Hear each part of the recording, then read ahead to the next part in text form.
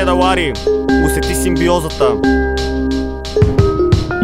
Наливам ентусиазъм, като графит чрез пергел. Вземете терористите, ова заедно с Меркел. Не съм интригат, но гледам в бъдеще с утопия. Изпратете тогава в Белене, а Путин в София. Може би това е древна индийска философия. Има време за мислене, червено-синя хронология. Щом дойде време за глас, ставате нескопосани, като Джо Фрейзер в Манила срещу Мухамед Али. И мен не ме боли, но съблюдавам и НСИ. Ненормално нисък прият, увеличена кражба на мечти. И дързостта и спокойствието вече ги нямам в списъка. Щом управляват 4 букви, по-отровни от 3 листника. И сега препратка към българския хайлайф. Може ли да бъде чисти без употребата на Old Spice? Арестант заради супа според Всевишен закон. Завършихме емисията, сега съм вече на кон. Всеки твърди, че знае, че живота е игра. Еми бате научи шибаните правила, защото не може да продължаваме така. Затънали сме в война, душия. Народа ни свикнал вече да живее в немотия. Бате, какво ми лафа тия? Всеки тук говори за промяна,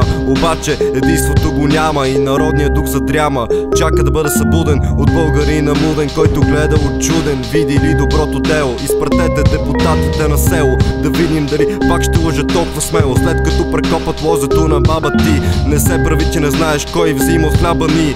Не ви ли писна да ни хранят с лъжи и гладна ни мори? Българина е калява, може още да държи. Респект за всяко МС, което истини реди и знае, че тайната не е в шибаните пари.